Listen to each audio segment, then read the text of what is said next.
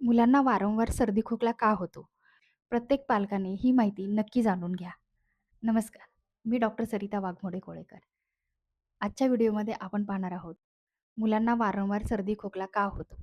त्याची कारणं काय आहेत? फक्त कारणच जाणून घेणार नाहीत, तर त्यामागे काय सायन्स आहे? घरच्या घरी काय उपाय करता येतील?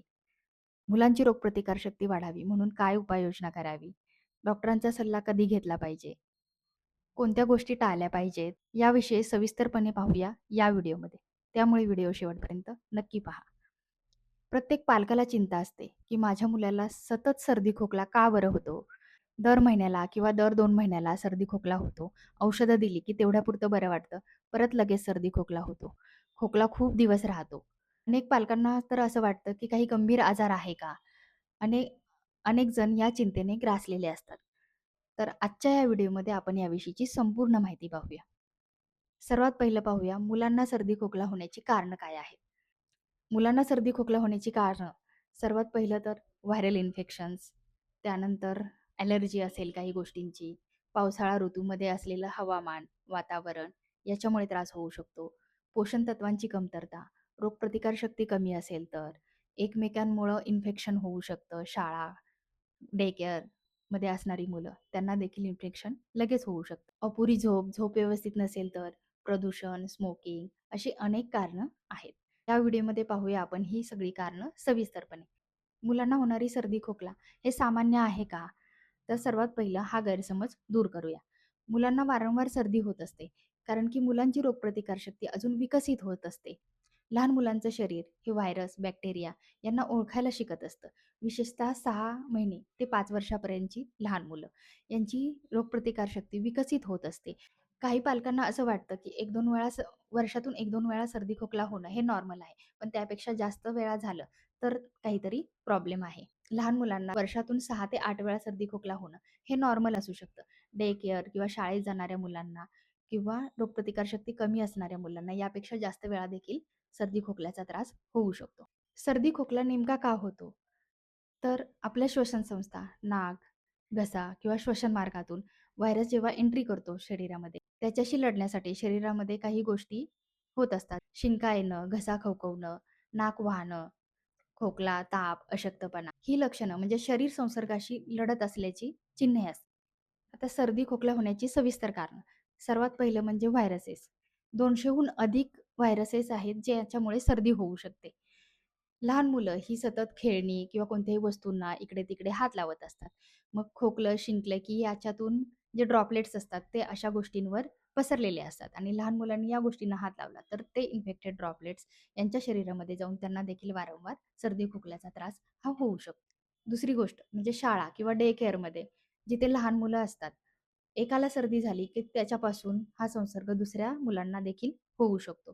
त्यामुळे शाळेमध्ये जाणारे, डे केअरमध्ये जाणाऱ्या मुलांना वारंवार सर्दी खोकला होत असतो. त्या प्रत्येक वेळी त्यांची रोगप्रतिकारशक्ती कमी असते असं नाही. एकमेकांपासून संसर्ग होऊन हा त्रास होत असतो. तिसरं कारण म्हणजे पावसाळा. पावसाळ्यामध्ये हवा दमट असते. वातावरणामध्ये बॅक्टेरिया, व्हायरसेस, बुरशी यांचं प्रमाण वाढत असतं. धुळीचे कण वाढतात. माती मुलं मातीमध्ये, चिखलामध्ये खेळतात, पावसामध्ये भिजतात, ओले कपडे असतात. याच्यामुळे रोगप्रतिकारशक्ती कमी होते आणि मुलांना सर्दी खोकल्याचा त्रास हा होतो. चौथं कारण आहे ॲलर्जी.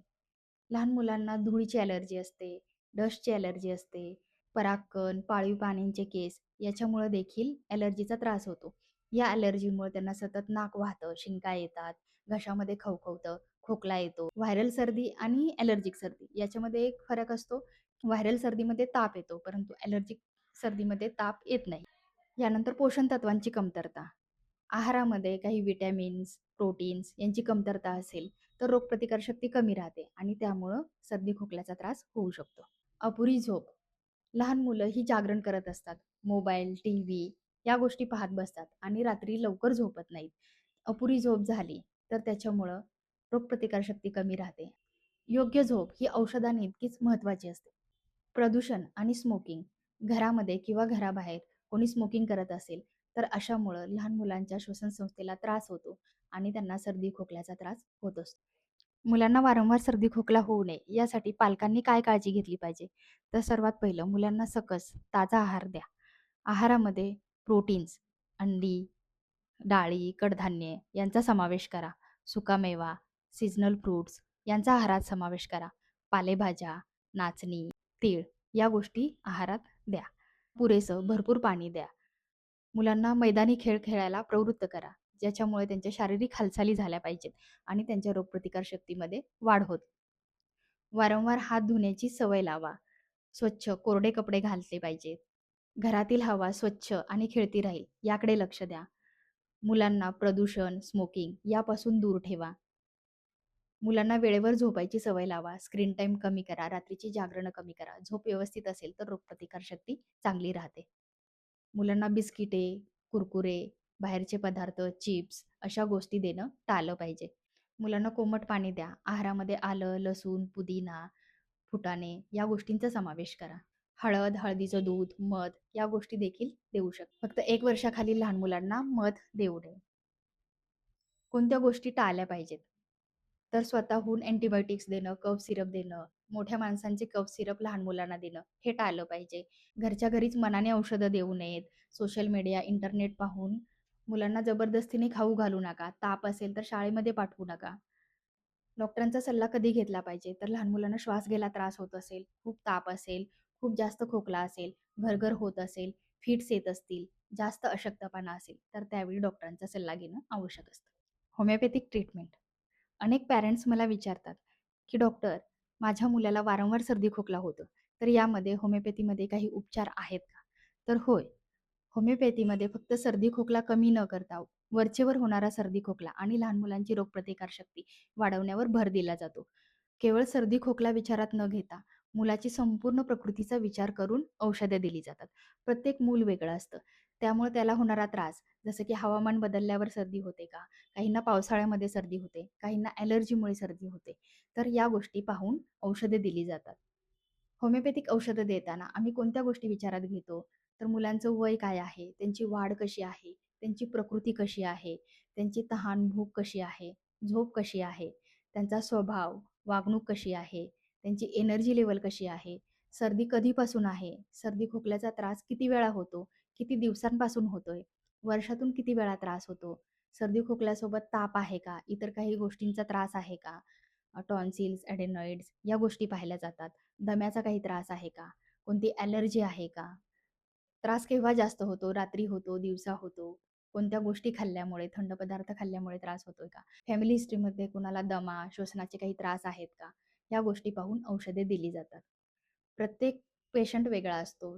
प्रत्येक लहान मूल हे वेगळं असतं. त्यामुळं होमिओपॅथीमध्ये इंडिव्हिज्युअलाइज्ड अप्रोच असतो. त्यामुळं एका मुलाचं औषध दुसऱ्या मुलाला उपयोगी पडत नाही. त्यामुळे आपल्या एका मुलाचं औषध दुसऱ्या मुलाला देणं टाळलं पाहिजे. शेजारच्या मुलाचं औषध आपल्या मुलाला देणं हे देखील टाळलं पाहिजे. होमिओपॅथिक औषधांनी लहान मुलांची रोगप्रतिकार शक्तीमध्ये कमालीची वाढ होते आणि त्यांना होणारे त्रास हे कायमस्वरूपी कमी होतात. यासाठी तुम्ही क्वालिफाईड होमिओपॅथिक डॉक्टरांचा सल्ला घेतला पाहिजे.